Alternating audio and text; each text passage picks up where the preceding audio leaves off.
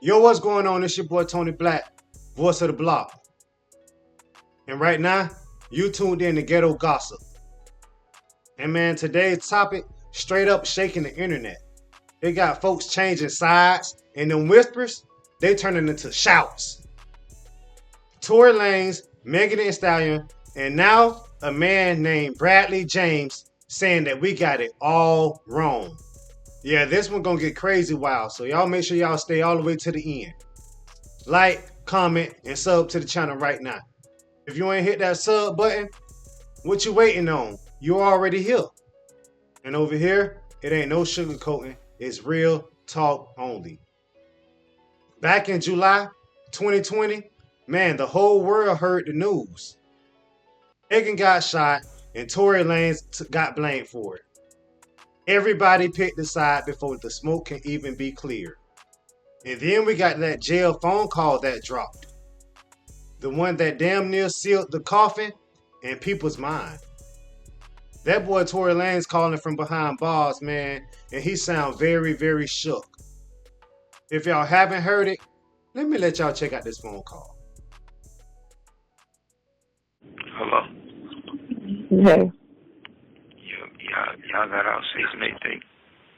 Huh? Y'all got out and everything? Y'all good? Megan's still in the hospital. I'm outside the hospital. What hospital y'all at? About what? You said what? Megan's in the hospital still. I'm outside the hospital waiting. What hospital are you at? I don't know. Let me see. Cedar, something like that. Cedar. Bro. Sure. Regardless, I know she probably never ever gonna talk to me ever again, but bruh, I just want you to know, bruh. Nigga, I was just so fucking drunk, nigga. I didn't even know what the fuck was going on, bro. Deadass. I didn't even know what the fuck was going on, bro. Like, deadass, nigga. I'd never do some shit like that, bro. Daystar does not have a drinking problem. He does not have a drinking problem, and that was not the reason why this situation happened. Just that, nigga, I was so fucking drunk, nigga. I just didn't even understand what the fuck was going on, bro. Like, so whatever. Yeah. But, regardless, that's not gonna make anything right, and that's not gonna make my actions right, bro. But I'm just deeply sorry, bro. I never even moved like that, bro. Like, never moved like that at all, bro. Like, for real, dog. I know. There's a lot that happens, but A whole lot, bro. Like, a whole lot, bro. I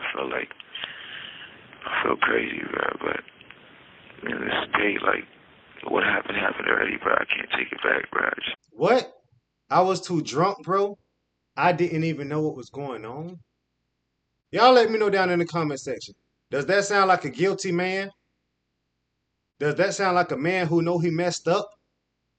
That's like a man apologizing for something real serious. Y'all let me know what y'all think. Now, the real question that everybody want to know is, what was Tory Lanez really apologizing for? Was he apologizing for pulling the trigger? Or was he apologizing for all of the chaos that happened that night? Because that's not the same thing. And that's where the whole case starts to get crazy at. Because what we just heard, it might be a distraction from the real truth. Now we got a new name in the chat. Bradley James. He's a bodyguard, he's a chauffeur, and he's a man who said he heard the whole thing with his own 2 ears. Kelsey, she admitted that she fired that strap to her husband or whoever she was on the phone with. 3 shots went off. And Tory, according to him, he never even touched the weapon. He said Tory tried to grab her arm to stop her. And then 2 more shots rang out after that. Unite the People was approached by a gentleman named Bradley James. Mr. James informed us he was working as the bodyguard and driver for Miss Kelsey Harris during Mr. Peterson's trial. As such, he was in close proximity and he had privy to conversations she was having with her husband and others. Mr. Peterson, I'm sorry, Mr. James informed us he was not under a non-disclosure agreement or a confidentiality agreement and was free to speak with Unite the People, and that he was doing it because his conscience would not let him not speak and leave a man in prison for something he did not do. Mr. James informed Unite the People that he was a witness to the conversation Ms. Harris had, where she stated she had the gun, she fired it 3 times. Mr. Peterson grabbed her arm and knocked it down, and the gun fired 2 more times. In essence, Mr. Peterson never shot anybody, never even touched that gun, never fired the gun. This statement aligns with the statement of the only non-party witness to the case, Mr. Sean Kelly, who at trial testified he saw 2 women fighting, 2 men break up the fight, 1 man grabbed the other one's arm.